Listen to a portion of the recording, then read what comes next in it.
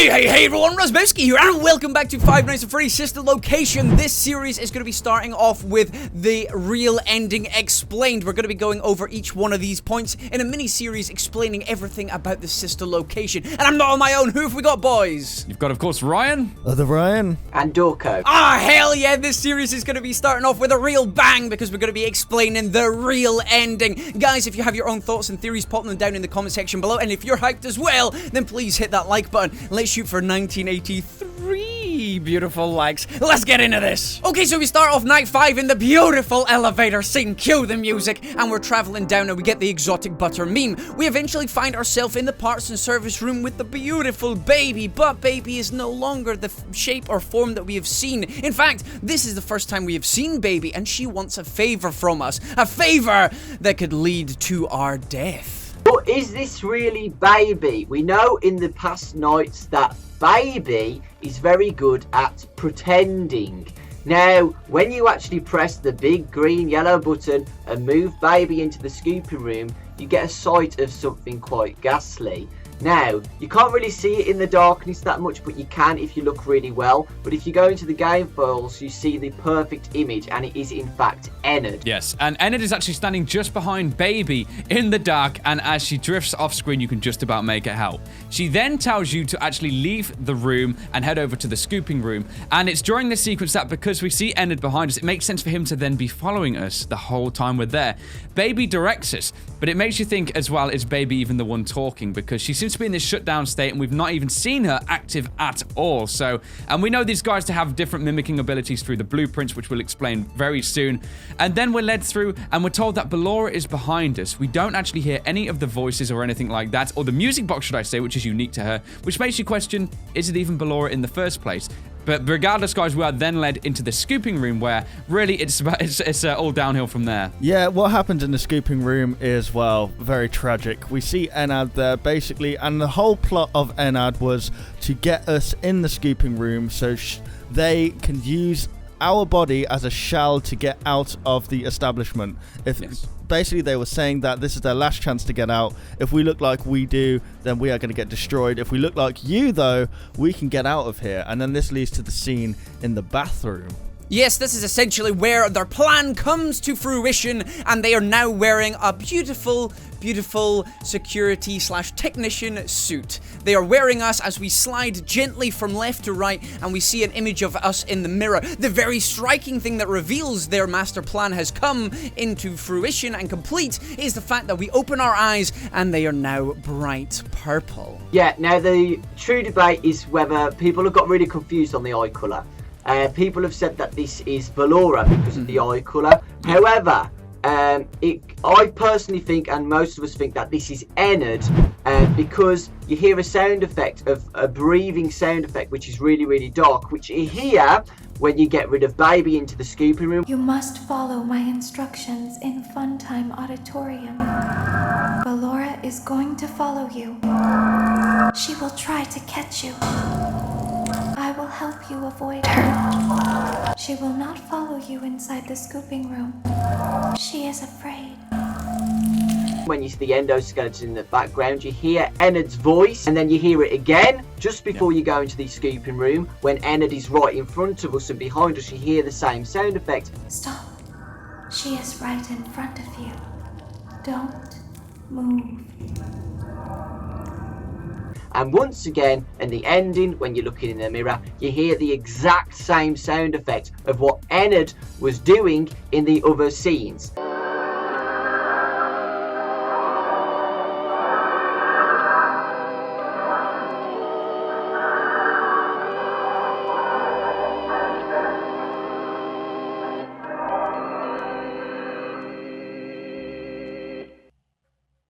So, personally, it must be Ennard, but Ryan's got a really good point on how the eyes have changed. Yes, because this is actually something that deeply confused me, and for the longest time I was adamant that it is actually Ballorina stuffed inside of us and Ennard must still be in the sister location. Now, this actually doesn't make sense, but it does in terms of like an anatomical standpoint, because when the animatronic, or the endoskeleton, excuse me, is stuffed inside of the human flesh, when you think about the size of Ennard's eyes, it wouldn't make sense for him to put those eyes inside of us. However, if we look at just one of the frames to where Ballora does actually have her eyes open, which I think is key in the jump scare as well, and that's a hint. The eyes are much more smaller in scale, and this is probably why we all think that Ballora is the one that delivers the Uncanny Valley vibes to us. The eyes are more human-like size, so maybe they were just swapping that out. I mean, for goodness sake, he's literally a mangle of wires with some like human form, so pretty much anything goes here, and it makes the most sense why Ballora's eyes would be used, which actually fit into the skull, as opposed to getting some big bulgy eyes that are just going to look out of proportion and not look like a human at all. Yeah, and you guys might be thinking, why are they using different paths of these animatronics to get out? Well, I personally believe that, well, we all think that basically what is happening here is that each of the animatronics have different mimicking abilities and different special abilities, such as Funtime Foxy, he can mimic a parent's voice, whereas Funtime Freddy, he can actually make new recordings and record in that voice that you hear, but say different things. And also Ballora is used as a distraction. When they're all used together, they are the perfect killing machine.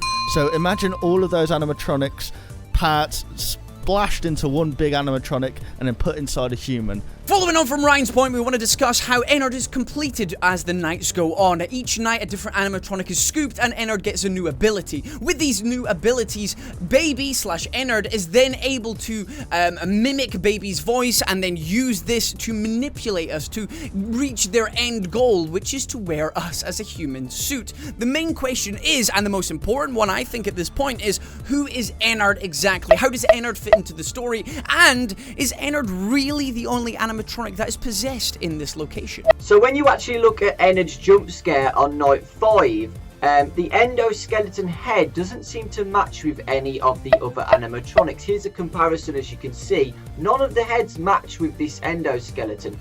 We possibly thought that Funtime Freddy could be it, but the jaw is completely different. Now, remember the minigame in Sister Location? Scott has added a really nice detail on Baby. The eyes are blue and not green. The theory can possibly be that Baby from the previous location, Baby's Pizza World, had the original blue endoskeleton and killed the child.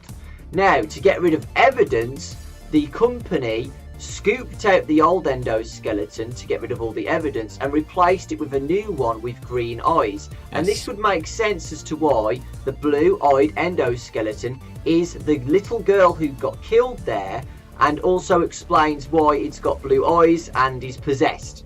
Exactly, and this is another crucial point as well we can go off right here, because if we actually look at the new Baby in the intro shots, it's got green eyes, and on night 5, if you actually look before Baby is scooped, the endoskeleton is still within there, meaning that Ennard could be formed with the blue eyes and could actually be the Baby that killed this little girl initially, and the new endoskeleton could almost be like a homage to the little girl who was killed, with now having the green eyes. And it actually makes sense as to why we have Baby talking to us through possibly the blue girl, and there's also some more hints to this in the fake ending, which we'll be covering very soon. But you see how this is all starting to now align up, because it seems like the blue eyes of Baby in the minigame is not insignificant. Scott knows that Baby has green eyes, and that's how he's built her.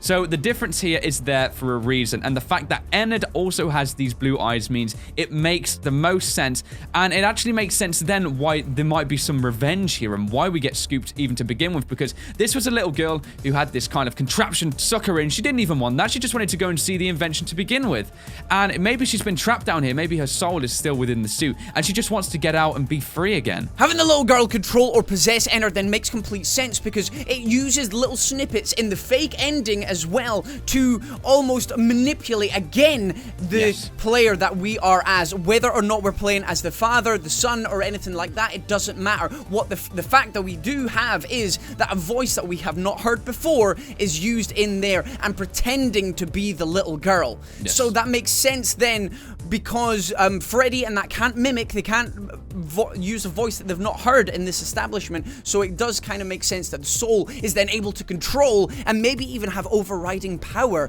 over the rest of it, and it would add a beautiful spin on the story as well, that Afton not only has created a daughter, and created animatronics, but now he's got both in one. Is that not just the most beautiful, perfect ending? Further backing this up as well in the fake, and it's when we actually pass 4 a.m. we start to hear for the first time relics of the little girl's voice again. They're being spoken through what appears to be a speaker system, and we know that whoever is controlling the baby animatronic knows how to do this, and it is most likely Ennard. So it just makes sense the fact that Ennard has this link to the little girl, that she may actually be possessing Ennard, or as we're calling him, Ennard.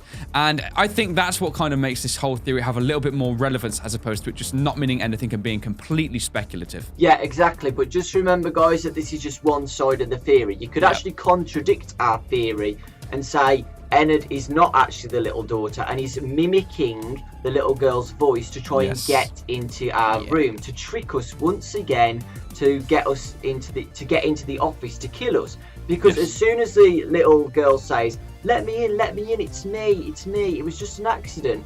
If we actually open the door during that, it would jump scare us and kill us. So it's kind of like Ennard's last legs. He's desperate, he needs to get us, he needs to get into our body, and he's mimicking the daughter's voice, or the little girl's voice, to get us one last time. It's on his last legs, it's the end. If he doesn't do this, desperation. If he doesn't do this, it's over for him. The technicians or the owner's going to come in and see all the animatronics completely destroyed, and this abomination just here like, hi, something happened here.